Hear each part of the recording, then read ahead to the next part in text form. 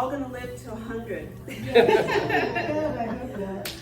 Okay, so I just want to start out. I always forget to introduce myself, and you guys don't remind me. I know you all know me, but I'm Shawn Woods. I am a realtor. I got into this real estate business because of all these probates in my family.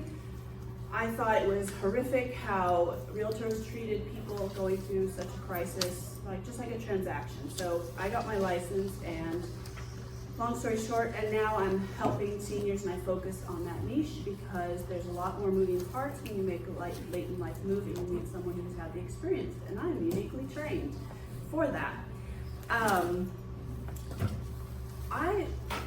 When I told you guys this topic like 2 months ago, you all scoffed at me. And you're like, who wants to live to be 100? Well, guess what? It's not up to us, right? I want to read you something. This is why I'm doing this today. There's this book I've been reading. It's called Stage, Not Age. And it says 100 years old. There's something about that marker, a century. It's a simple number, easy to grasp as a real milestone for life. For a long time, it was so rare that it was celebrated, right? People who reached 100 were newsworthy. Just 100 years ago, the average American could expect to live 54 years. By the end of World War II, it was 64. And when the personal computer debuted in 81, life expectancy had reached 74. Today, it's nearly 80. And in one generation, public health and medical advances will enable children born since 2000 to be expected to live to 100, some to 120. Adults like me, or you, who arrive at good health at, say, age 65, have better than even odds of living well into their 90s. This new longevity is one of the most remarkable achievements of the 20th and early 21st centuries. So modern medicine is keeping us alive much, much longer than we may want. So, what do we need to do about that? And basically, what I want to talk about today, and why I brought these people in, is we are not defined by our age at all. You can have two 70-year-olds side by side, and they can be at completely different stages. Okay, it's our stage of life, and how we get to a different stage of life is up to us. And we come here and we have these seminars, I might say here on somewhere, but we're here to educate, equip, and empower you. And we're here today to empower you to be able to make healthy, good choices to improve not just your longevity, not the length of time, but we're here to deal with our health span. Our health span is how long we can live independently, free of chronic disease. That's what we want to increase. So that's why I brought in our panel today of these experts. Jeff laughs. He is an expert.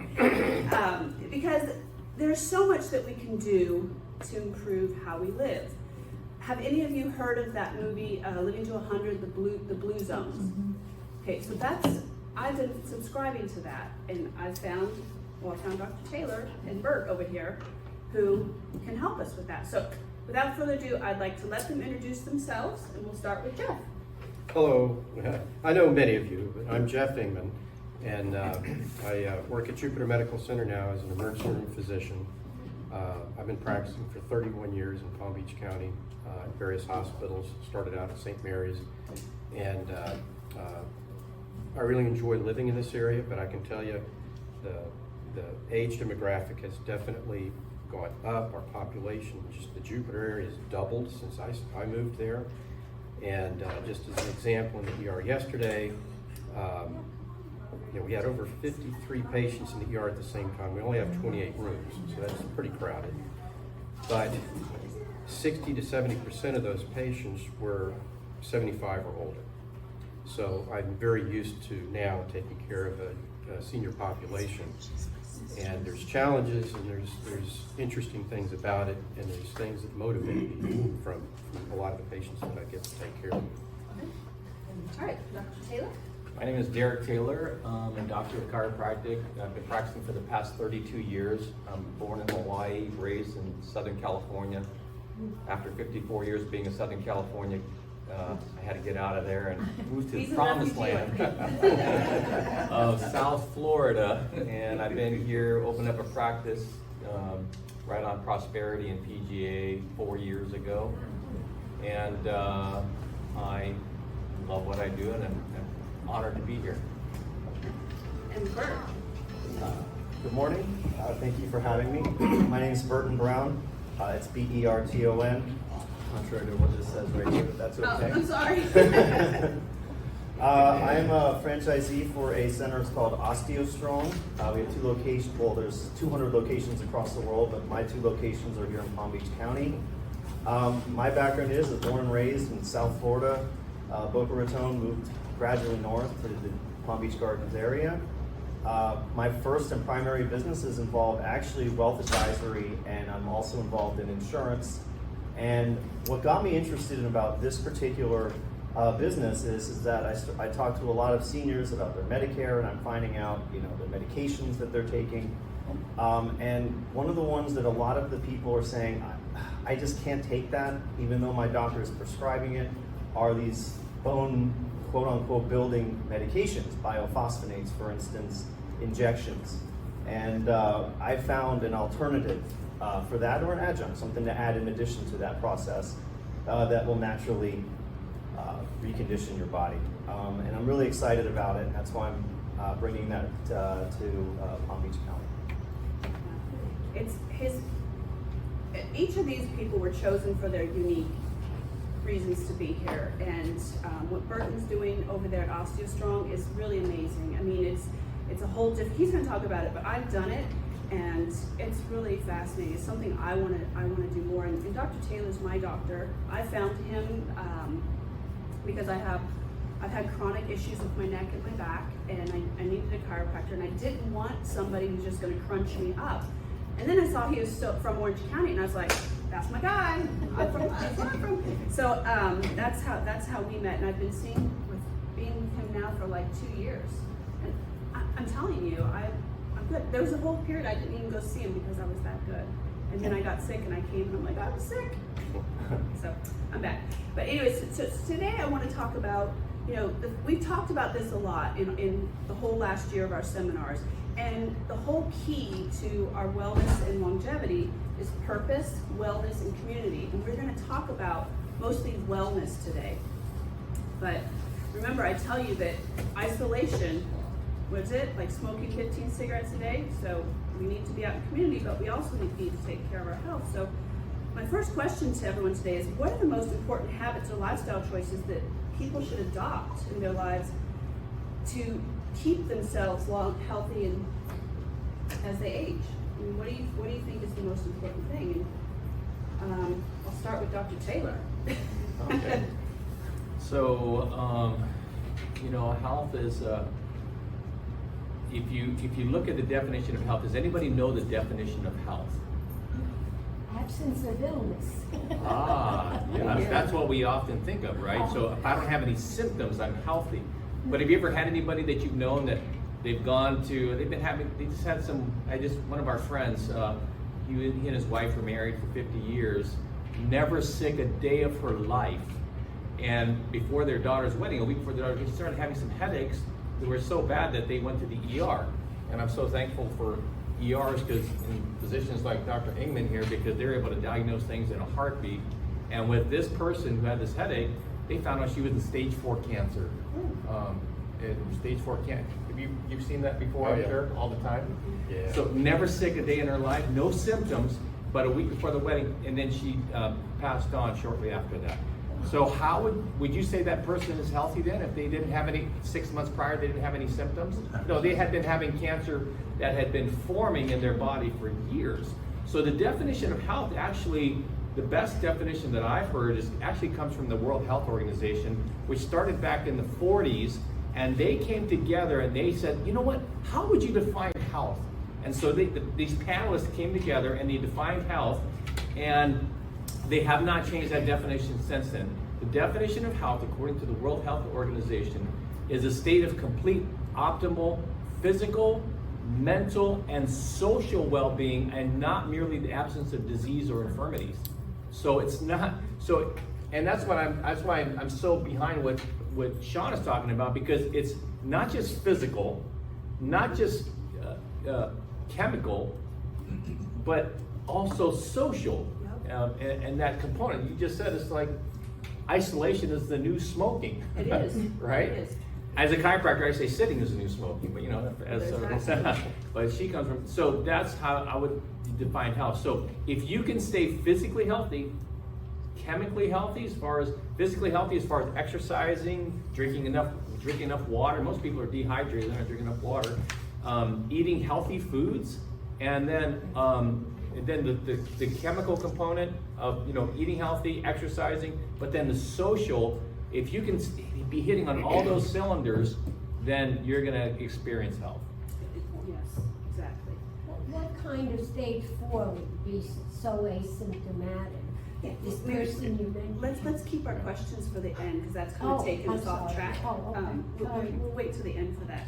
So maybe, Burton, do you have any advice on what people should adopt to help maintain their health?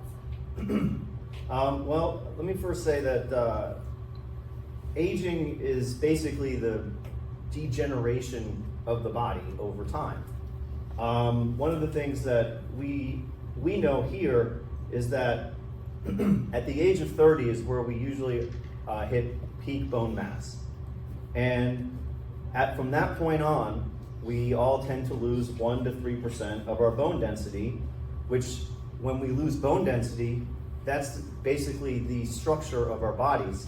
And we can't keep strong muscles on top of something that's declining or weakening. So our bodies start to lose muscle mass because of the fact that their bone mass is starting to decline after the age of 30. That's why you don't see professional athletes at the age of 50, taking snaps in football any longer. They just can't continue that process. So what we want to do in order to prolong our lives healthily, like I heard somebody sigh when they say, "Oh my God, I can't believe I don't want to make it to 100." No, it's not about the aging of where we want to get to. It's about how we want to do it healthily, and how somebody that's at age 100 and somebody else at age 75. Sometimes you could compare the two and say, "Man, I'd rather be that 100-year-old." They've taken care of themselves. They've been able to keep their bodies strong. And there's so many people out there that don't take those proactive moves to improve on themselves every single day, week, month, or whatever. So there's 4 pillars of how you're going to improve on your bone health or your muscle health at the same time, and your mobility is most important. Most of the time when you have to relocate from your home, it's because you can't handle the stairs anymore. Or you have to go to that community that you're going to have somebody that's always accessible, because, hey, if you have a fall, that could basically be the end of your life, as we have an ER doctor here that can definitely speak much more about that. Degenerating the body and not being able to have the balance and higher fracture risk of falling is a huge way that you could definitely not make it to 100, or if you do make it to 100, not in the way that we want to be there. So now I'll bring it back to Dr. Inman, because he needs to decompress every day, so he calls me and, "Oh, you're not going to believe this one." So if you could speak to who you see in the hospital coming through at similar ages in different conditions, and what you think might contribute to how they got to where they're Sure. at. So, and I agree 100% with my colleagues here. The prevention of problems is the first step, and there's all kinds of things you can do to prevent. And falls is become an epidemic.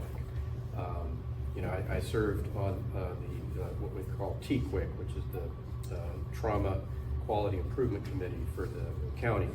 And we'd meet every month, and we would, they had to have an ER doctor representative, but we had every specialty there, including the state medical examiner. We had, the county health department officials, the battalion chiefs for all the fire departments, the chiefs of the trauma departments, neurosurgeons, orthopedic. We had every specialty represented at these meetings.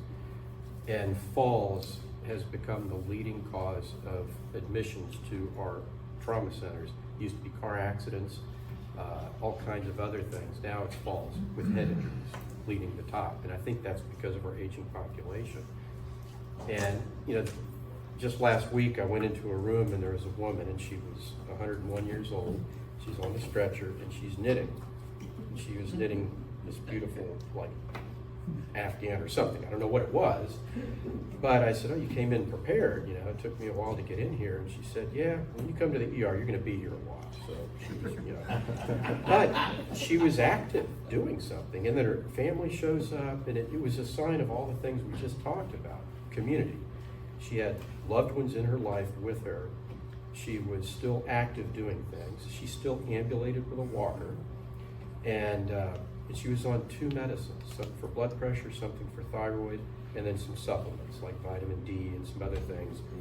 And she was hard of hearing, so I had to talk very loud, but I wanted to just sit there and have a conversation with her. She's had a lot of life experience. But in the ER, unfortunately, we don't have that kind of time. But that was one example. And then you go into another room and somebody's in their 60s, they're on oxygen, they had smoked all their life, they were, you know, diabetic, they had cardiovascular disease, they were in a wheelchair. Just like you were saying, you may see somebody who's 100, I'd rather be that person, you know, if you have quality and you're still doing things. So that's a compare and contrast, you know, over 30 years in age difference, in a vastly different life quality of life. So, and I see that a lot in the emergency department.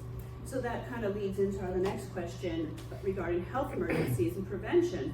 And as we age, I mean, our health, you know, health issues come up. You know, you might not even know it, like the person who had cancer and didn't even realize it. But reducing falls is the #1 thing. But then as far as like heart attacks, strokes, you know, how, and this is for you, Dr. Newman, how can we prevent that? You know, what can you guys do to prevent that? So, and I'll go back to a friend of mine because this was it kind of blew me away, like the person that seemed healthy but had cancer. So he was an airline pilot. So every single year he has a head to toe examination. They have to meet certain criteria to be able to pilot, you know, a commercial airline. And he was in his mid-40s and he ran 5 miles a day, you know, 4 or 5 days a week, ate healthy, looked healthy. And one day he got done running and he said, I had to stop. I just didn't feel right in my chest. I'm like, you need to get an EKG, like we got to figure out what's going on. And he put it off. The next time he had to call for somebody to come get him because he thought he was going to pass out running. So he went to the doctor, they immediately rushed him, and he had a 99% proximal LAD block, widowmaker. So he was that close to just dropping dead on the sidewalk running. And he never exhibited any symptoms. He was did not have high blood pressure. You know, he was on no medicines. Of course, then he had to take a 6-month leave from his, you know, being able to fly. And since that time, then he was in his mid-40s. Now he's 63 and he's doing fine. But he just had bypass surgery. And he's done every single thing the doctor said to do, but it worked. It kept him alive. Turns out he has a really bad family history of heart disease. And some of the genetic things, we don't have a lot of control over that. But so that's an example of one extreme.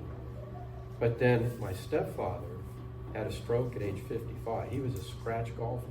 He was really good at golf, and he couldn't play golf anymore. And he neglected that. He smoked. He didn't exercise other than playing golf.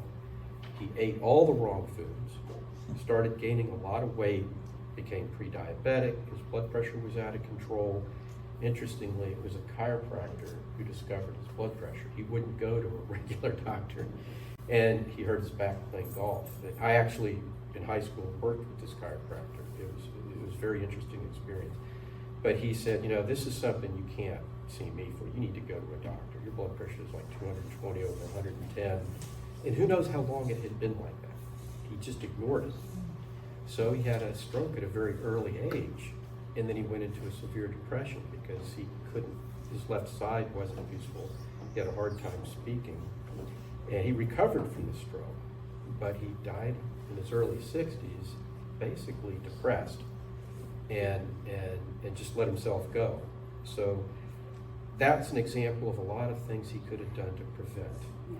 You know, just Can diet. you hear? Can everybody hear? Okay. And two completely different extremes, from somebody who did take care of themselves, but is still doing great, and somebody who just neglected himself and didn't follow any recommendations. Dr. Taylor or Burton, can you speak to things that people could do to help prevent an emergency crisis? Yeah. Would you like to go first? Well, I think fracture prevention, I mean, improving on your balance. As I mentioned earlier, after the age of 30, if our bones are all starting to decline, that means our muscles are also starting to decline as well. And we won't be able to keep our balance as strong if our stability is compromised at that particular point. So doing things proactively to help improve your balance, improve the structure and basically the framework of your body is, I think, paramount to aging gracefully, preventing the possibility of a fracture. I mean, the first step is prevention, right? Then the second step is, well, if I were to fall, I want to bounce. I don't want to break. And the only way to do that is to improve your bone density. And one of the things that I like to mention is if you fall, if somebody takes a fall, there's something that happens that nobody is paying attention to and everybody ignores. And that's the fact that when you create a fall, you're going to create trauma in the body. So this is what happens when somebody takes a fall. And it's often neglected and ignored, which can cause big problems. So one of the first things you can do is, if you do take a fall, is make sure that you have your soft tissue issues addressed. So your muscles are made, muscles, ligaments, in the body there's hard tissue and soft tissue, right? Hard tissue is bone, soft tissue is muscles, ligaments, tendons, fascia. Your soft tissue is made out of fibers like this, like your muscle, okay? So what happens when you take a fall, now all of a sudden you have micro trauma that occurs at that area. And so those fibers that are like this now will be separated. I take a fall, I'm in a car accident, I slip, I heard something. I had one of my patients, she called me on Sunday, said, hey, I took a fall in the kitchen. Okay, and my knee's killing me right now. I said, we need to see you today. The sooner you can get in and get treated, the less problems you're gonna have. It's like if I'm wearing a white shirt right now and I have a glass of grape juice and I accidentally spill some on, am I gonna wait and say, I'll get to that stain a little bit later, tomorrow? What happens if I do? I'm gonna have a permanent stain in that shirt. But if I take my shirt off, run to the bathroom, get some soap, I'm gonna get that stain out. It's the same thing with the body. So you take a fall, what happens is those fibers will separate and tear. God has created the body to heal and repair itself. So it'll send blood to the area, little cells called fibroblasts, and it says, hey, these fibers are separated. It's like, you ever cross the bridge and then, the thing is like this? No cars are gonna be passing, right? This muscle can't function. So it says, we gotta repair this. So it lays down this collagen. It says, who cares? Let's just get those two together. What happens then is you have a pulling of that tissue, and now that muscle tissue, instead of being this length, it is now shorter. What happens then, it pulls on the joints. In all your joints, you have mechanoreceptors and proprioceptors. Those are your balance centers. And so if your balance centers are off because your joints are out of balance, because you've not had this soft tissue addressed, you're gonna have problems with balance, and you're gonna be more prone to fall. The other thing that you want to make sure is to make sure you're always hydrated. I can't tell you how many people have fallen because they're dehydrated. We're living in South Florida, folks. It gets hot out there. We take that for granted. We don't drink enough water, and then we can get dehydrated and we can fall. The other thing that can happen is blood sugars. People, they don't eat right, or they're eating sugars too much, and then their blood sugars go like this, and then they crash, and then they get dizzy, and then they can fall. But one of the most practical things that you can do to prevent a fall is what happened, like with my patient that fell on Sunday. I had to go to the office. What most practical thing is make sure you're wearing the right shoes. Most people are not wearing the right shoes. Most of your proprioceptors outside of the TMJ, they're right here in the jaw. So if you have jaw issues, it can create balance issues for you or any joint in the body. But most of a lot of your proprioceptors are in the feet. And so if you are lacking your, if you arches are dropped in your feet, that's happened over time, or you're wearing poor shoes, you're gonna have poor balance. So I want everybody to take off one shoe right now. Take off one of your shoes, and this is going to be a test to find out if you're wearing a good shoe or not. Okay, so you can push in. Now this is not a good sample here. If I were in a tennis shoe, it'd be a better sample. Okay, so go like that. The gentleman in the back, what's your name? Ed. Ed, go like this. Push your shoe in like this. Go, yeah, go like this. So see how it's bending? It should bend more to the toe box, and so that's good. So there's 4 ways to check for a shoe. The next thing you can do is twist it. Go ahead and twist it, Ed. It's a little flimsy there. It should be a little firmer, so that's too flimsy. Failed that test. The next is you want to look at the bottom of the shoe and make sure that it's flat. It's not going to be curved like that, so look at the bottom of the shoe, Ed. Turn it around. Look at the bottom like this. Yes, like that. It should be flat. And then the last thing you can do is when you stand on your shoe, stand on one leg.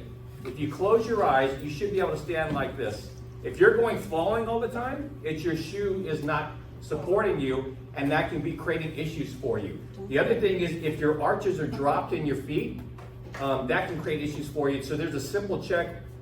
We have a 3-dimensional foot scanner that can check to see if your arches are dropped, and having proper support like orthotics can make a big difference as far as taking care of the balance issues. Now, if you do have that scar tissue, if you get it addressed properly, that scar tissue will be more like this, and then those muscles, fibers will lengthen, and then you'll be healthier, and that's when you exercise to strengthen it, like bring it going to a place like OsteoStrong to keep it like that.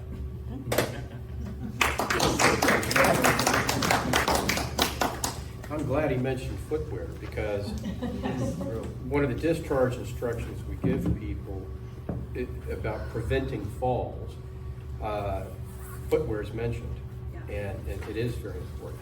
Which I have a big packet that I can email to you. I'm going to scan it and email to you about I that. only brought one copy. It's okay. And my patient was wearing on Sunday some fluffy slippers when she just turned wrong in the kitchen, and she's 74. She just hit the deck right on her knee, and so be careful with your shoes. Just an example, yesterday, I had 3 broken hips that came in, 2 people with broken ribs, one who had 4 broken ribs and a collapsed lung.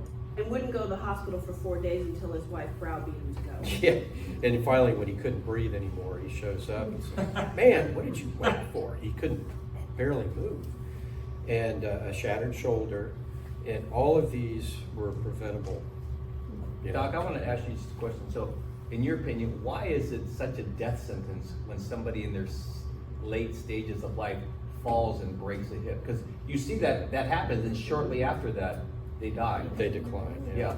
What is from your expert opinion? I'd be interested to know from There's a lot of post-injury complications. The whole metabolism changes.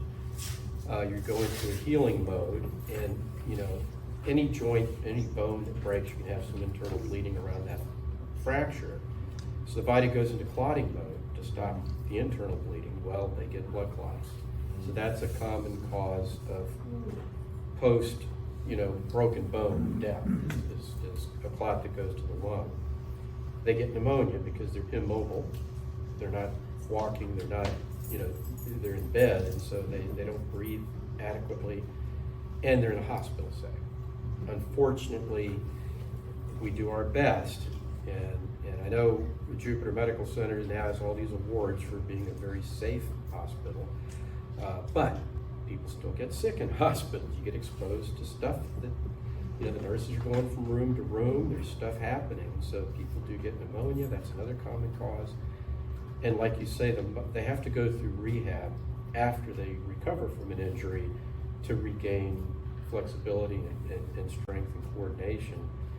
And a lot of people, because it hurts, because they try to start you walking after a hip fracture, like day 3, you're on your feet walking with physical therapy. But if you don't push through that pain, do the physical therapy, you get stiff, things happen, you become less active. I'll just, like my stepdad, let it go, stopped exercising. He didn't want to play golf anymore. He didn't get out with people, and he deteriorated rapidly. And I think that goes back to the definition of health, a state of complete physical, mental, and social well-being. So if you take a fall and now you're physically down, there goes the physical. You can't exercise, you can't get around. Mental, what happens to people when they can't do the things that they love? You love to golf or play pickleball or go for walks with your wife or spouse, or take your dog out for a walk. What happens to your mind? Depressed, you know. And then social. Are you going to want to go out and to socialize with people when you can't, when you're immobile, when you're depressed? Oh, I don't want to go to that party, or I don't want to go to this group or whatever. I'm just going. And then they just go down the tubies. Yep, that's exactly right. And this is, you know, we've had these conversations before, and I talk a lot about people moving to retirement communities, and a lot of you are like, no, I'm going to stay in my home, I'm going to be independent. Well, in your mind, you think you're being independent, but every day you're waking up, and now it's like, oh, I can't do that anymore. Oh, I need to go outside and like trim my bush, do my garden. I can't do that anymore. Oh, the front steps, that's hard. So every day you're staying in your long-term house, which I get it, you want to stay there forever, but sometimes changing our mindset and moving to a place that's more suited to you, maybe that has a shower you just walk into or roll into, now you've got that ability back.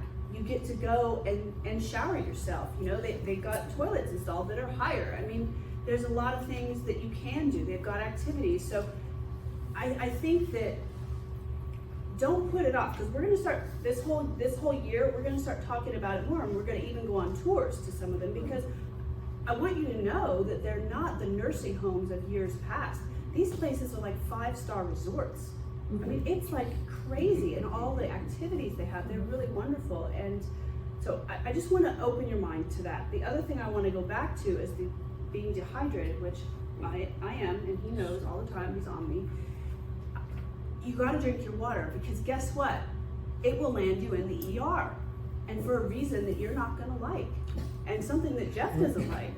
You know, if you can't go to the bathroom because you didn't drink enough water and it gets packed in there, there's one way it's coming out, guys. Just grab one of these bottles and just suck out 8 of these a day. It's not pretty how it has to happen. So, you know, there's no dignified way to do it. How much do one of these water bottles cost? Less than a quarter. This It's is like a such a quarter. simplest and most inexpensive way to take care of your health. Just drink more water. And if you all live in North Palm Beach, we have Seacoast water. It's the best water in the whole area. So, When you anyway, think at what percentage of our body is water, yeah. and it's amazing, because younger people drink plenty of fluids. I can't tell you how many people, once they get in their senior years, they drink coffee in the morning, which is a diuretic. Even tea is to some extent a diuretic, and they don't drink enough water. And yeah, I mean, constipation is one of the things that I hate to have to deal with, but we do. But also bone health, muscle health.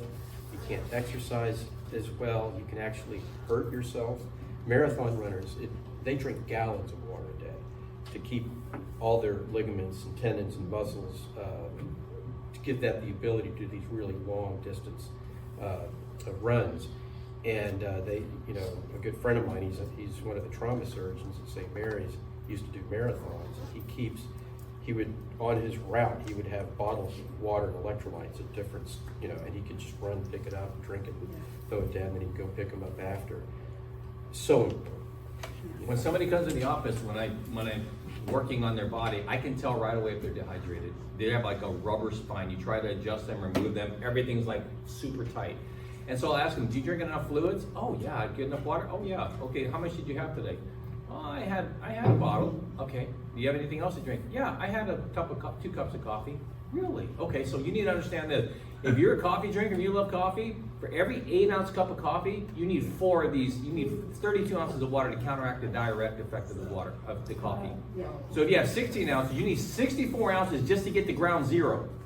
Okay? So if you love your coffee, understand it's dehydrating you. It contributes to kidney stones. You ever see people in the comment with kidney stones, Doc? Yeah. Well, they call it It's painful. the stone belt is the South. below this, you know, it's like the Bible Belt below that because the heat, and people walk around dehydrated. But we see at least 1 or 2 every shift. So that means out of 6 doctor shifts, we're seeing, you know, 4 to 6 people every day in the ER with kidney stones. It's that common. And they come in like they're in labor. Painful. Very painful. Isn't the body made up of 80%? 65 to 70% water. Your body is water. That's why a lot of times people have pain. That's what I deal with all the time. People come in with pain. If people just start drinking more water, they'd have less pain. You know, that's how important it is. And headaches are a big thing too. You know, all night long your body's detoxifying. You're exposed to toxins all the time. We're in South Florida. They spray for mosquitoes, all the Monsanto stuff, all the stuff that you're exposed to. People don't eat organic foods, so they're getting insecticides, pests. You're exposed to toxins all night long. Your body's detoxing. And so you have to drink water to get to dilute those toxins and get them out of your body. If you're not drinking enough water, your body's becoming a toxic cesspool, which can lead to cancer, disease, heart problems, and a whole list of other things. So you're saying 8 of those a day? Okay, ideally you want to be half the body weight in fluid ounces. So if you weigh 200 pounds, you want to drink about 100 ounces of water. If you are out there sweating, if you're a pickleball player or you're working in the garden, it's more pound per ounce, ideally. Okay, but most people they're not drinking enough. Oh, I don't like to go to the bathroom. Would you rather spend time in the ER with the kidney stone? Yeah, you want your urine to be pale yellow. Yeah. You don't want it to be dark. You don't want it to be dark. So just when next time you go to the bathroom, look at your urine. If it's too dark, you're not hydrated. Maybe, you know, something that I do, well, I try to do, is I just get my water bottle, and I know my ounces. I should have 4 of these a day. Yes. And so I just kind of keep track of how many did I have. It's never enough. You should be carrying, that should be attached to your hip, especially if you're prone to kidney stones. And what are some of the symptoms that you see, some of the telltale hidden? A lot of times people come with back pain, and I'll say, you got kidney stones, you got to go to the ER, you got to go to the medical doctor. What are some of the signs and symptoms you see that people don't recognize when they have a kidney stones developing, Doc? Well, this is an example. I had an 85-year-old guy in great shape yesterday. He lives out in the farms, he works in his yard all the time, he has livestock, so he works, you know, it keeps his body fit doing that. Probably dehydrated though. And he came in and it's just my back, but it's on the opposite side and it's right around the kidney. So I'm pushed on his spine, there's no pain there, and it comes and goes, this pain, and when it hit him, he was like almost on the floor, he turned pale, you know, felt nauseous, and then he, you know, kind of wane a little bit, he'd get back in the chair. And I said, what does your urine look like? And he said it was dark. It was dark because it had blood in it. So blood in the urine. And so we did the scan, sure enough, he had a stone. But every time it moved down the ureter, he would just get this intense pain. And he never had one before that he passed. But when we did the scan, he had multiple calcium deposits in both kidneys. So I said, you know, you don't feel it when they're in the kidney. You don't know they're there. But when they move into the ureter, which is that little tube from the bladder, you know, the kidney to the bladder, the pain is unbelievably bad. Organs can refer pain to the body, and so kidneys will often have a referral pain here. There's a referral. They share the same nerve pathway. That's why if somebody has a heart problem, they'll have pain into the jaw, down the arm, into the left shoulder. If they have an issue with kidney stones, gallstones or liver issues, they'll have problems in the right shoulder, right side of the neck, right upper back. If they have stomach, it's often a referral to the neck. But the kidneys refer right here in the back, which is typical for low back pain. So one of the things that you can do is called a little punch test. Stand up here for a second, Bert. You can have somebody, yeah, just turn this way like this. You can what I'll do is I'll just say, if they have back pain, if I just go like that, does that hurt? For him, probably no, right? No. This guy's hydrated. Look at how much water you drank already. He's done his own water. So you do that though, if that's painful, it's kidney, they'll jump. And so it's a little simple test. You say, hey honey, can you do me a favor, just smack my back? Time to start drinking more water. Yeah. That was deep. Yeah. You know, I have something, no, I'm not a doctor, but I heard that like if your pH is really high and you're very acidic and you're not drinking enough water to keep it down, It's alkaline. Yeah, that's or low, that high acid in your body leaches calcium out of your bones because it's trying to neutralize that And acid. coffee will make you acidic, and coffee will lead to osteoporosis. And so, yeah, coffee, caffeine, Coca-Cola, Pepsi, those things are gonna make you more acidic, and calcium is not gonna get in the bone. How many of you taking a calcium supplement in this room? By the way, if you're not taking the right calcium, you can cause kidney stones because it's not absorbing into your body, and it'll cause kidney stones. So you gotta make sure you're taking the right calcium. But if you're acidic and you're drinking too much coffee or Pepsi or your soda pop and whatnot, it'll leach calcium out of the bone, and you'll be more osteopenia, osteoporotic. If you fall, you're more prone to break something. Yep. Yeah, so And- most of our kidney stone people drink lots of soda. Lots They're of soda. they're working out in the heat Drinking and they're soda. drinking soda instead of water. So But they're I particularly think high what's risk. interesting, and I've never heard this. I always thought that, okay, when it starts declining and you start getting osteoporosis, like you're just done. It does. A doctor told me once, you don't rebuild it. But Burton says that's not true. He's got these machines that helps build it back, and it's working out like what 10, 15 minutes a day. Well, our process is only 15 minutes a week. My daughter needs to use the restroom, right, and it's my time to talk. She's drinking a lot of water. Yes. She's got a smoothie over there, so she's got a few other good things in there. But I fully expect and hope that my daughter's gonna live to 100 or beyond that. 120. Exactly. Yeah, that's what she's got. You know, barring any sort of, traumatic thing to occur, such as an accident or something like that, I would fully expect her to live past 120. I probably will pass age 100 myself. I'm only 44 right now.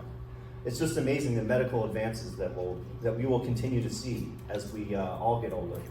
But your question was about About the machines at your Yes. place. I mean, it's really fascinating. If you haven't been, you really should go and check it out. So we have 4 proprietary devices in our center. They're robotic, they move back and forth. And what we do is we align our members, our clients, to the point where they're at maximum force. So just as if you were to take a fall, you want to make sure that you can bounce off of that properly, and we put you in that position where you're going to be able to push the most that you possibly can.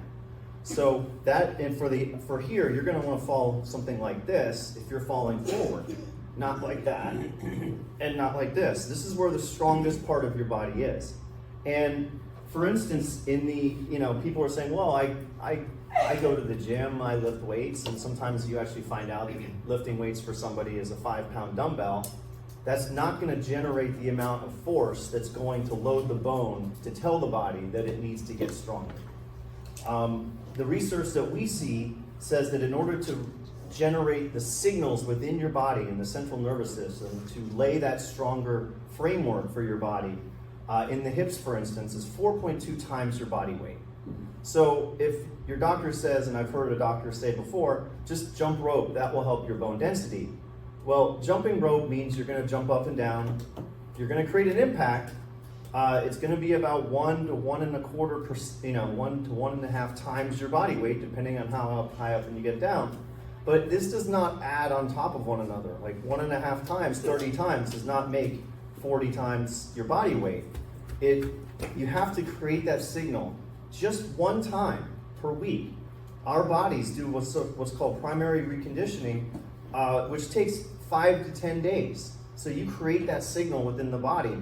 5 to 10 days later, you can create it again to continue to stimulate the central nervous system. Also, some people say, well, what if I miss a time? You have secondary reconditioning that occurs from 10 to 30 days. So just missing one time in a given week is not going to stop the process. Like, oh, I didn't go to the gym today, therefore my muscles just disappeared, right? It takes time for that to start to degenerate again. And so our 4 devices are designed for you to put the amount of force that's necessary to stimulate the central nervous system to lay new bone. And that's in the 4 devices are the upper, the lower, the core, and the postural. So we're stimulating the body in all 4 areas.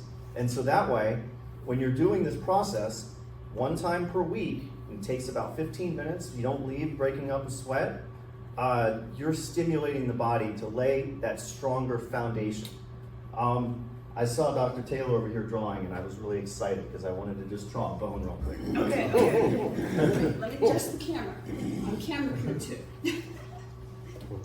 So, yes, you have the muscles surrounded by the bone, right? But you have a bone, it's round, and then you have what's like the scaffolding around the outside, and then you have the center, which is the trabecular area, and then you have the cortical area.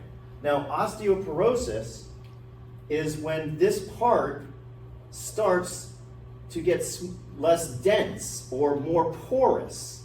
So the more that you have here in this area, just think about Jenga. Has anybody ever played Jenga before? My daughter Yeah. loves Jenga, Yeah. right? Jenga is like this game where you have all the blocks in there, and then you start pulling the block out. What happens to the stability It's weaker. of this? That's what happens when we get less stable. We can fall, because when we have less strength in here and more porous, it's like Jenga, and then it'll be so much easier for us to topple over. I just had to do that. I saw it. And we're borrowing that from the children's department. So, Yeah, we don't want to be Jenga. no. We don't want to be Jenga. And I can speak too about the 4 pillars of bone and muscle health as well, as I have my notes right here. Yeah. So the 4 pillars are medical issues, lifestyle issues, exercise, and nutrition. One of the things that we were saying is, well, family history. Well, 85% of gene expression is influenced by modifiable factors such as lifestyle, nutrition, environment, and physical activity, which is the very pillars of our bone and muscle health. So exercise is extremely important. It keeps keeps us from obviously getting depressed. It keeps our bodies strong. Lifestyle factors, smoking, alcohol, water we've been talking about. The right type of nutrients, the right type of calcium. You want calcium in your bones, not in your ureters. So where you want to make sure that your body is focused on where it's going to focus its attention on, that's where we can help stimulate that. Medical issues and medical considerations. Sometimes we're taking medications that are causing other issues.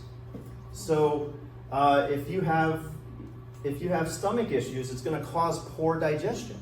So if you're taking, a proton pump inhibitor, or if you're taking something that's going to reduce the acid in your stomach, you may not be able to absorb the nutrients of those salads and the proteins that you're getting. You may not be able to absorb it as well. I talk to people on the insurance side, and they're like, yeah, I take basically a acid reducer every single day. And I'm like, do you have stomach issues? Like, do you have huge stomach acid issues? No, I was told to take it every single day. And that's going to cause poor absorption of the nutrients. And so when we see people coming in with osteoporosis, osteopenia, we want to give them the physical activity that they can get, but when we want to see them be able to accentuate that with also proper nutrition, because if you don't have the proper building blocks in place, it's going to be difficult for the body to also regenerate and continue to get stronger over time. So those medical issues that you may already have, hormonal imbalances. One of the reasons why we see a lot of women in our center is because after menopause, the estrogen declines at a much more rapid rate, and that will cause bone density issues. But that's also true of men with their testosterone declining. We do see about 75-80% women in our centers, but at the same time, men have to deal with these same issues too, but they're less inclined to want to show up to any doctor's appointment, let alone something that's going to help themselves. But, when you improve on your bone density and your muscle strength, that will keep you active, that will keep you happier longer, that will keep your, if you're playing golf, that'll keep your golf drive at a significant level. That will keep you, beating your friends at the pickleball court, and, getting those accolades of continuing to be a good athlete. I've had some patients come in and they take Tums every day. I say, why are you taking Tums? Oh, my doctor says I need to take it for my calcium. It's counterproductive. Tums is gonna take out the acid in your stomach, and you need the acid in order to absorb the calcium. So it's crazy. Yeah. Yeah, Well, what that's I'm the other hearing thing too, is, is that doctors, I think they have like, the traditional medical doctor has like one class on nutrition out of an entire doctorate. And of course, this information is always changing. Is something good for you or is it bad for you, right? We find that some things are good for you, we find out later, are actually not so good for you. Margarine isn't actually good for you. So that's where we were thinking, oh, well, low fat. We have to make sure we have no fat in our body so that we don't get fat.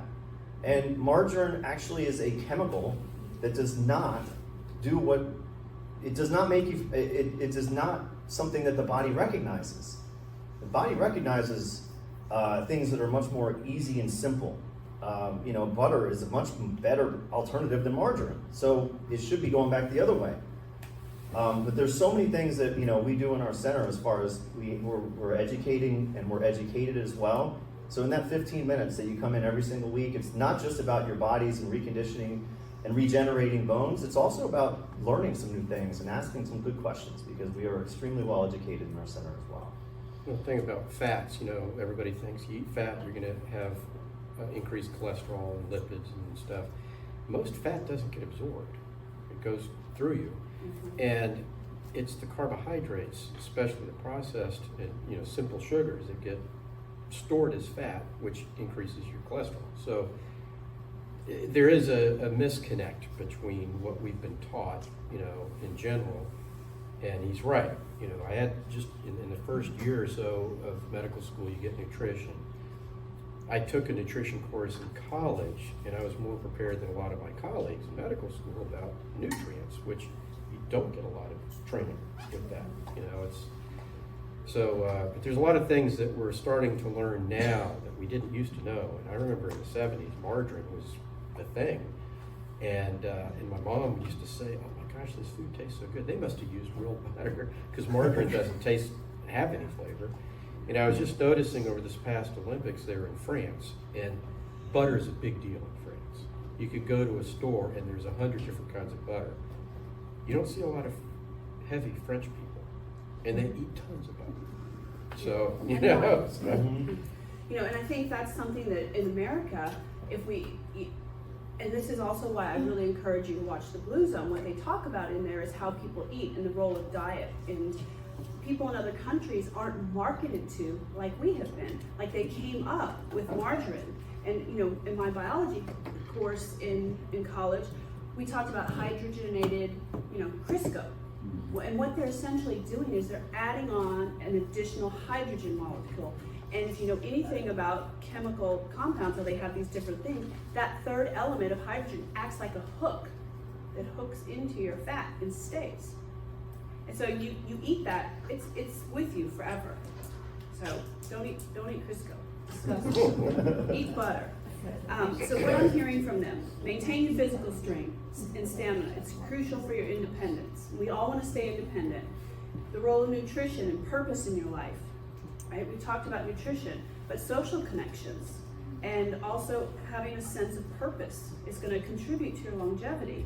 And Dr. Taylor, maybe you can talk more to this about a little bit more. Well, both of you, well, all three of you, on the nutrition piece, but also the social connection that we all need in our lives. I'm glad I'm getting you out here, and I don't want to hear any excuses that there's nothing to do, because upstairs there's a whole list of stuff that's geared for this demographic.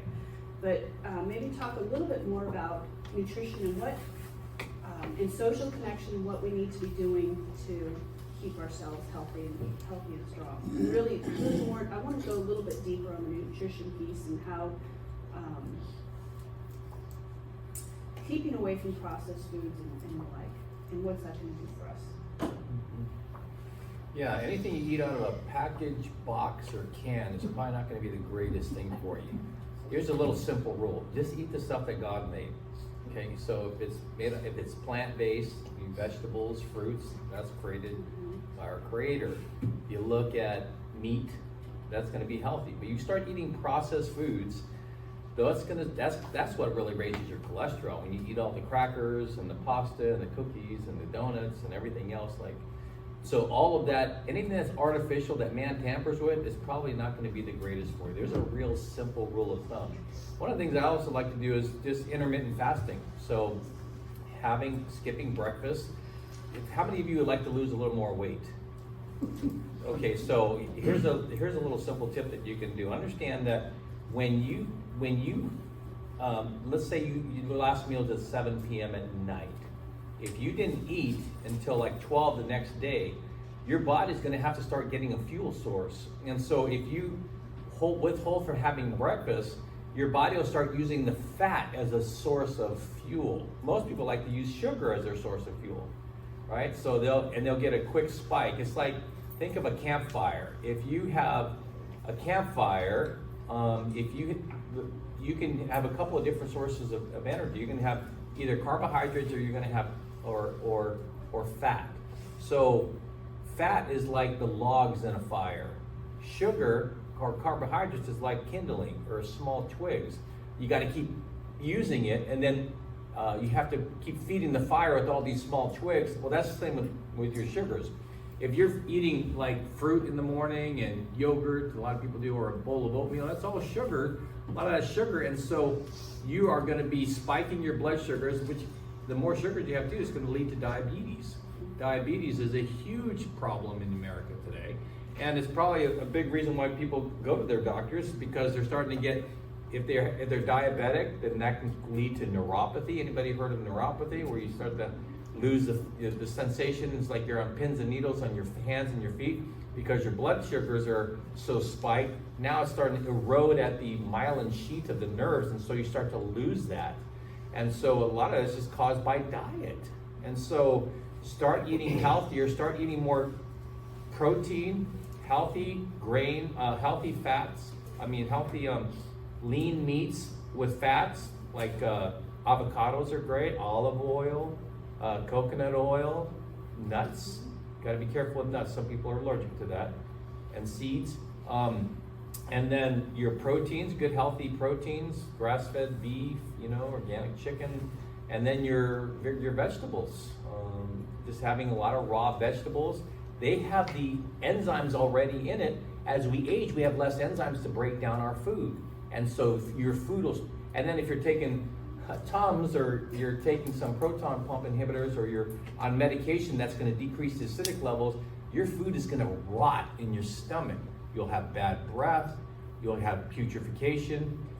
If you're eating a lot of carbs, that food will just rot in there, and then creates toxins, which leads to disease such as cancer, heart disease, diabetes, and other things. So healthy foods, just stuff that God has made, ideally more proteins and fats and vegetables and fruit, and less carbohydrates, things out of a box package or can. Yeah. I concur. I agree. Okay, we're getting to time. So personalized plans for living to 100. Everyone's journey to longevity is unique. So how can these guys here create a personalized plan for staying healthy and thriving into their later years? Give your top picks. Well, I would say definitely, diet is way different in the United States than any other country I've been to. I remember getting off a cruise ship one time in Italy, and my kids were little, and they said, "Oh my gosh, the only fat people are getting off the cruise ship. All the people that live here are lean," and so that's big. Exercise, and it doesn't have to be like you're saying rigorous, going to the gym, all that stuff, but doing the right kind of exercise that you're capable of. My mom is 84. She walks 2 miles a day. That's her. She just loves to walk, and she's doing great. And she's got a cadre of friends that walk with her, and so she's got community. And then community. Loneliness and isolation is becoming an epidemic. So many families in this country move apart, for work, whatever reason, and then the parents and grandparents end up somewhere where they're not around their family anymore. And so build community where you are.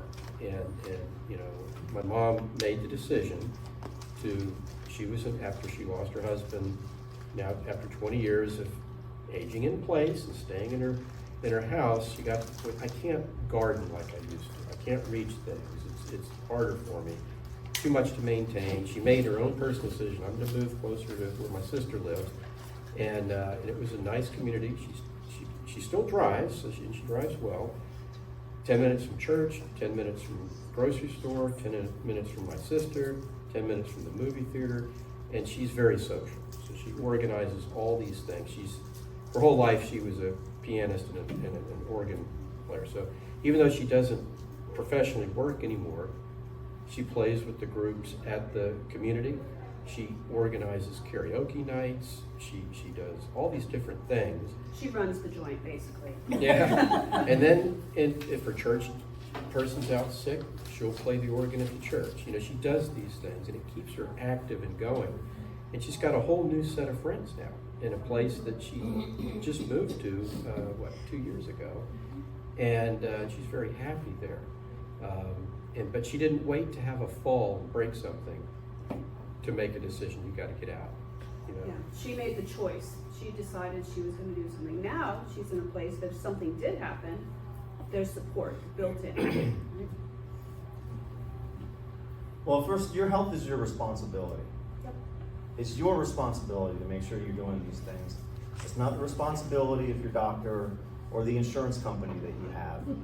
It is your responsibility to make sure that you're out there doing the things that are going to do the right things for your body. That's the nutrition. That's the exercise. That's those things that are going to help prolong or prevent something bad from happening. So obviously, focus on your bone health, your muscle health. Take the right supplements. I think something like 85% of the stuff that we buy in supplement form ends up just getting wasted through the body. So it's very difficult to find the right stuff.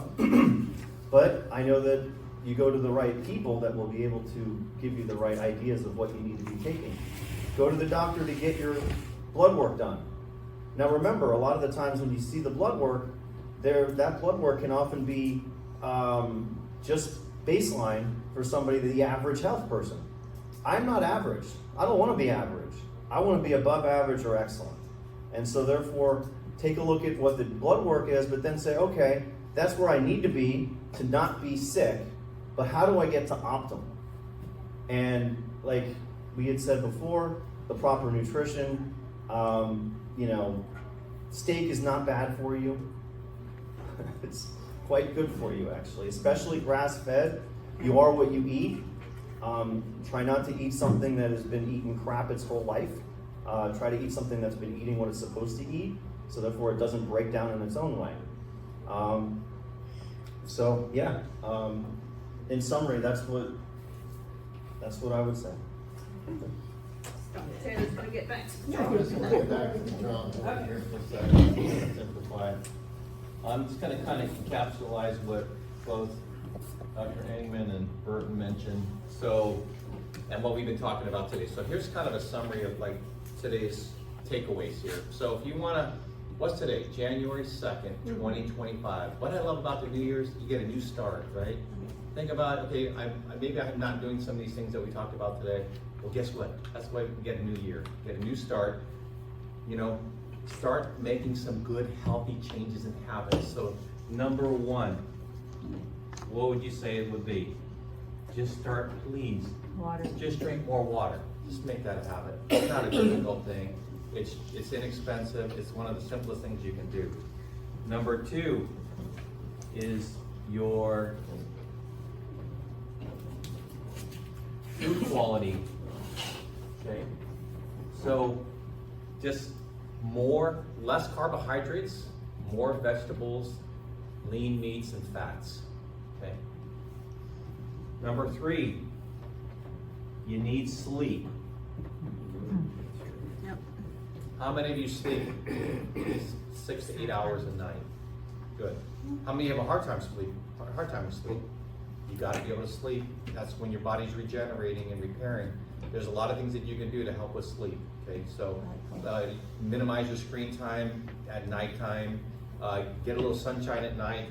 During the day, in order to set your circadian rhythms and your hormones and melatonin naturally. Those little things, just get out in the sun, maybe 20 minutes a day, little things like that. But you got to be able to get good sleep.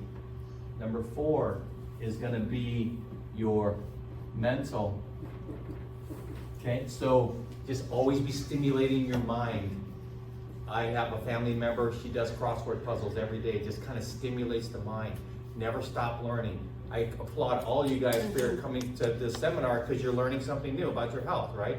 Always be learning. You know what the problem with old people is? They think I don't need to learn anymore. That's the problem. When you're green, you grow. When you're ripe, you what? Rot. Okay? So always be learning. Always be challenged. Stimulating. Don't just fall in back. No, I've always done it this way, so we're always going to do it. No, if you do that, it's not going to probably be good. Okay? So a wise person is a person who's a learner. You're constantly learning. And number 5 is joint health. This is not often talked enough about, but your body, your joints have to be working properly. If they start to malfunction, you're going to be more physically, what's the definition of health? Physical health, right?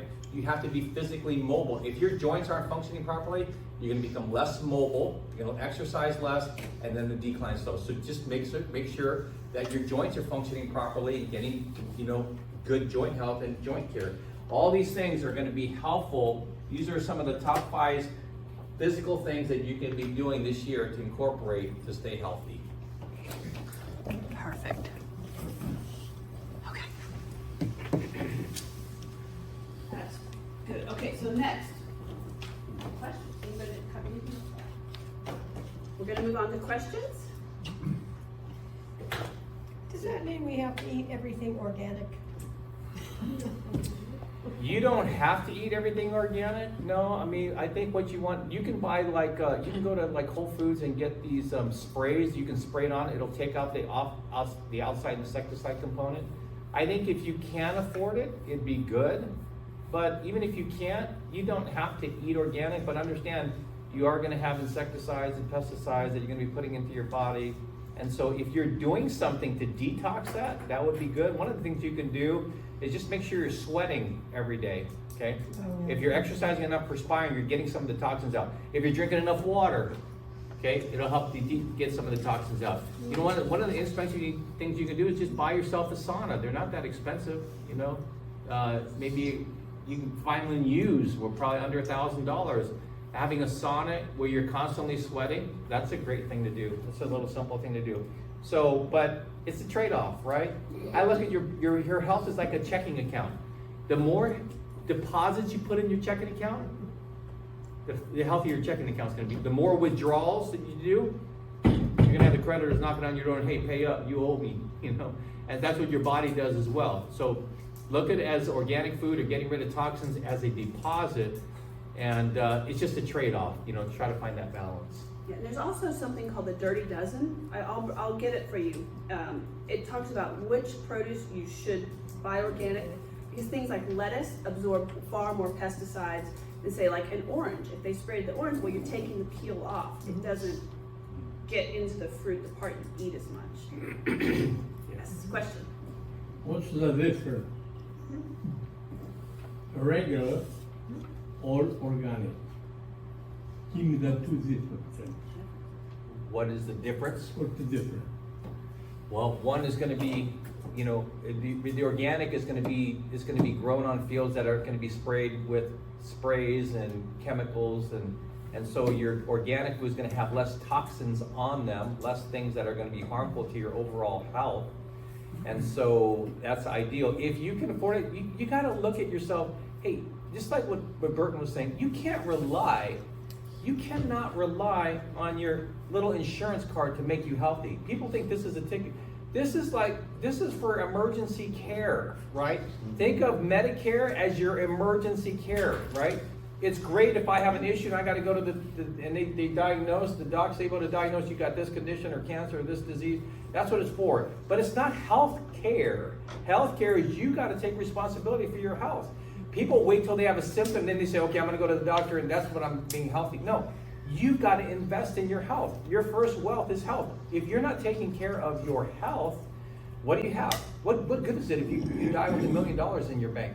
Okay, so your kids can fight over it, and your grandkids can fight over it. You want to be healthy so that you can have improved quality of life, so you can bless others and serve others and be a benefit to your family.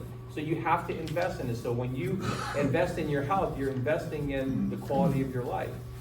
The organic, they start about 2 years ago, 3 years ago.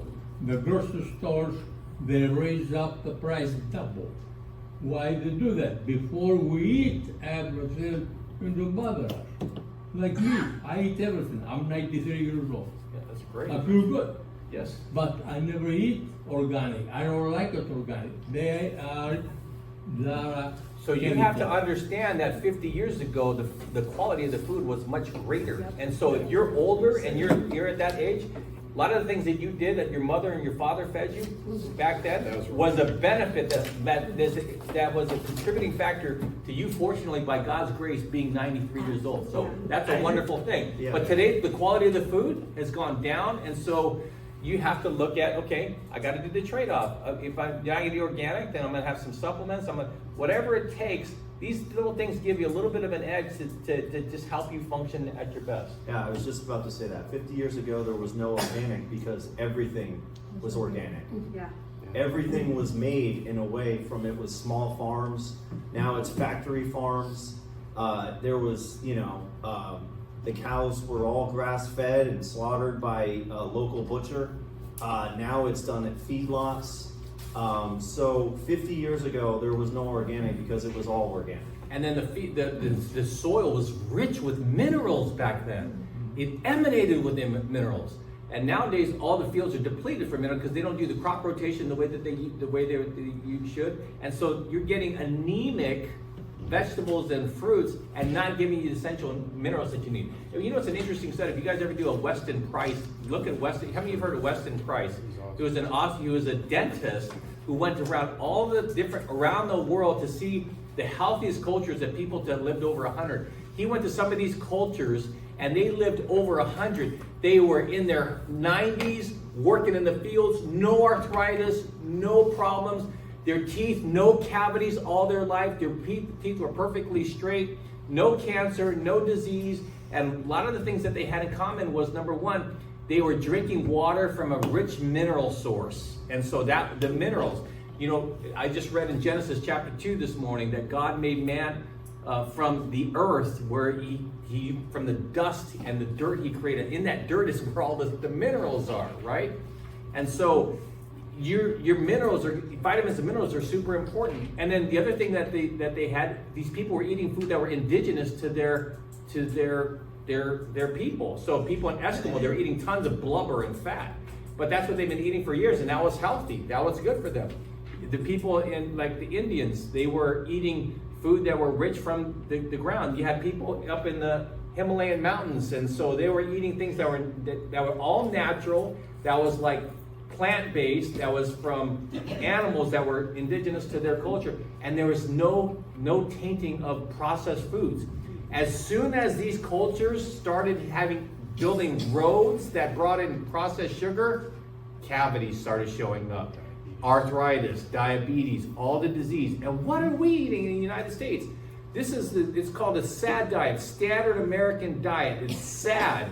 It's stuff out of a box, out of a can, out of a package. It's devoid of minerals and nutrients and healthy items. And so we're making ourselves sick. You know what, in California, I used to always go to the pier with my family, and you would see the pigeons. People would feed them the churros inside the bread. These pigeons were like, their feathers were falling off, they would walk with a hobble, they were all crippled. And then we'd have a pigeon that came from the wild, and they were a beautiful, bright, shiny coat, super healthy, fat. And I say, that pigeon has not been here at the pier that long. They came from the wild. But the ones that were from the pier, they look like a lot of the people that you're seeing in the ER room because of the junk that they're eating. So you gotta eat healthy. We've been growing more food as much as we can, but just the other day, green beans are doing great right now. So these nice long green beans. I mean, you can eat them right off the plant, and they taste great. You get a can of green beans. devoid of everything. So, And that green bean is gonna sustain you with energy. You could eat healthy stuff that's from the mineral. You can eat that and not be hungry for hours. But if you eat the canned beans from a can, 20 minutes later you're hungry again because it's devoid of nutrients, and so your blood sugars are not balanced, and so you're needing something to help. and we don't pick you up. spray, we don't use any insecticides, no herbicides. We compost all of our vegetable waste, we Where stick is this, back at the out. hospital? No, at it's my ours. house. Certainly not I in the wish. hospital. Well, there's a guy at our hospital, Dr. Stone, he's a pediatrician. He's still operating, taking kids' appendix out and everything, and well into his 70s.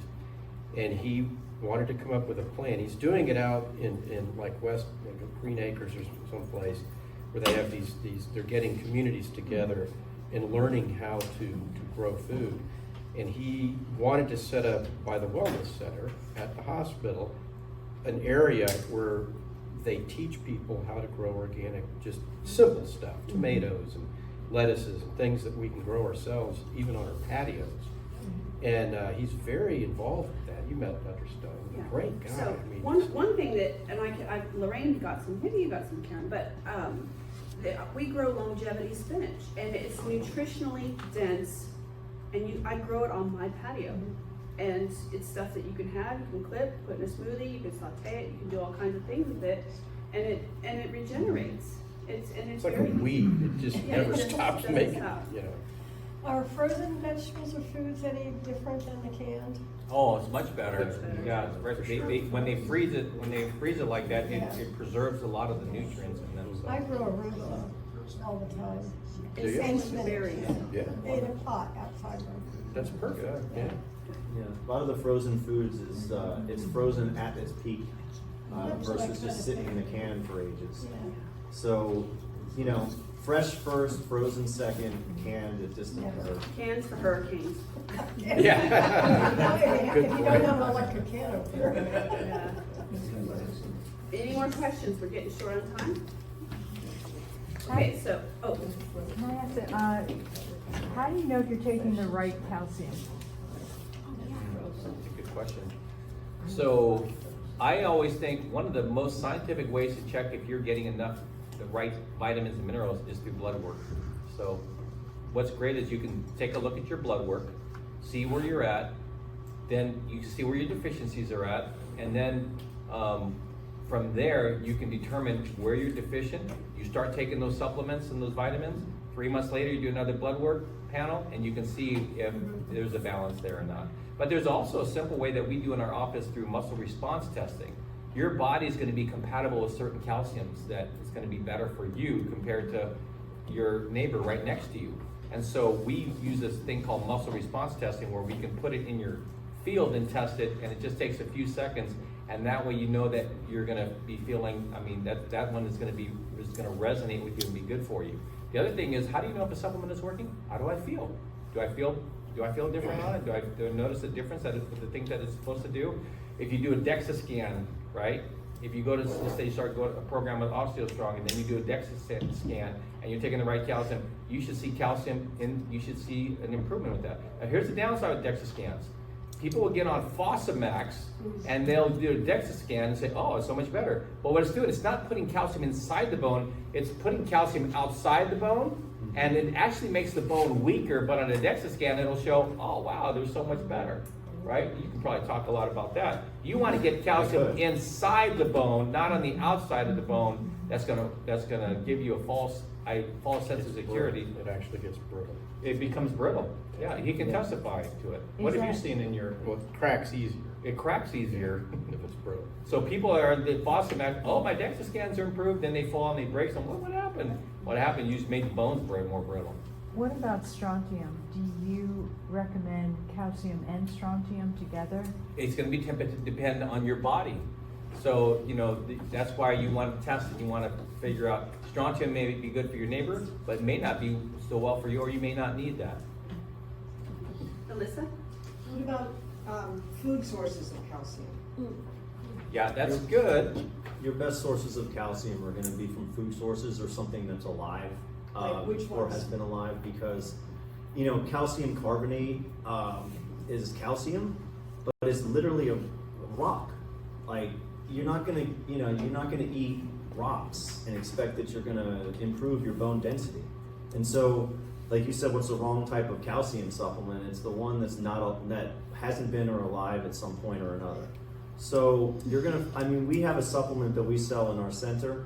I don't need to, promote anything specific to that, but it is derived from algae. So it's an alive producing, it was alive at one point. And it's not a rock. So therefore our body utilizes that. In addition, there's also another supplement with strontium as well. But we want to make sure you have the proper nutrients in place so that you are laying new bone and you have the ingredients and the nutrients there to be able to do so. I rarely see though that your food source of calcium is gonna be enough. It's just not gonna be enough. We're devoid. Our food sources does not have the mineral content that it should have. And you'd have to eat boatloads of it and it's still not gonna be enough to get in. So people think, I'm a little low on potassium, let's have a banana, that'll take care of it. We gotta eat 52 bananas to get this equivalent of what you. So nobody's gonna do that, and you're gonna make yourself sick if you do that. It's just, we're devoid of nutrients, so you need a supplement. Yeah, and the composition of bone is not just calcium. You've got phosphorus in there. You have to utilize vitamin D3 and K2 together. This is a soup of things that you need to be, consuming. Not just, I'm taking my calcium, so my bones should be good. And you can't take, I don't think I see very much in the way of like huge phosphorus supplements out there. That's probably not a good thing, but you do need to take all of these ingredients, pull it together. And vitamin C, for instance. Vitamin C is important also. Magnesium, zinc. And it all has to be in balance as well.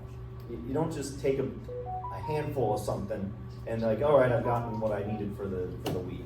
So, it is balanced on the certain types of things that you do need to be taking. And magnesium can also help with sleep as well. We run a bioscan in our office, and I'd say about 95% of the women in the decade of life that you guys are in are going to show osteoporosis and osteopenia. It's rare to find somebody that has strong bones, and that's just because of the diet and everything else. One thing I'll say is, back in the early 2000s, I went to Haiti on a medical mission after the earthquakes, and we spent part of our time up in the mountains, and people in their 70s, we were struggling to take all our bins and all our equipment and all this stuff. They would pick it up and put it on their head and walk up a rocky slope with sandals, perfect posture. Their teeth, these are people that are, the people who make it. There's a large infant, death and stuff in these poor countries. The ones that survived childhood are incredibly healthy. They had wounds that all the way to the bone. You can touch their bone, and they're walking around uninfected because they eat all whole foods, and their teeth, pearl white, full teeth, no dentures, no. I mean, and it's because they can't afford cigarettes. They don't exist there. There's no processed food. They can't afford it. All that stuff costs money. Everything they eat and consume is what they can grow. And it's a very poor country. And the second time I went, there was a cholera outbreak. I've never seen cholera. I watched people die in front of you. You could not hydrate them fast enough. It was really, really sad. But those who do survive there are, because all they did, they work, they carry stuff. I mean, it was unbelievable. Here, let me help you. Right on top of their head. And I'm like, I'm struggling to carry it like this, and. And that's the opposite here. A Opposite. lot of people are in poverty here, but what do they eat? The cheap fast food, because we make it cheap for them. And so then what does that do? They're less inclined to have good health. And I think this is why we have such a health epidemic and crisis in this country, because we've got everything backwards. If you just funnel the money that you're spending on your Starbucks or your cheap foods and whatnot, and you just repurpose that, it's like the put off and the put on, right? You put off the toxins and the bad food, and you put on the good stuff and the health. You just funnel some of that, you'd be able to afford the organic. Yeah. You just funnel, without changing anything in your budget. Just repurpose that, refunnel that from the bad stuff to the good, and then you'll see the difference in your health. Good. Well, I want to thank you all. This is, oh, I asked Wendy, one quick question. I didn't see your phone numbers on this. There's Are they information over at there? the table. Yeah, we Oh, have it okay. all over here. Yeah. Okay, Yeah. thank you. Yeah. That's it. Don't worry, I'll let you know where to get them. Just come to the ER. Yeah. You don't get Jeff's number. Okay, so next month, we're gonna have talking without tension, how to navigate tough conversations with your adult children. Because there's some things you guys need to talk about, right? So that's gonna be February 13th. We're gonna be the second Thursday going forward. Big announcement, the book sale is this month. Friends of the library get the pre-sale. Other people you get to get on the days after. And your ticket out the door is your evaluation sheet. And if you'd like any information, there's stuff on the table for everybody here, except Jeff. You have to go to the ERC. Thank you all very much. And we're trying to keep you out of the ER. Yeah, thank you guys.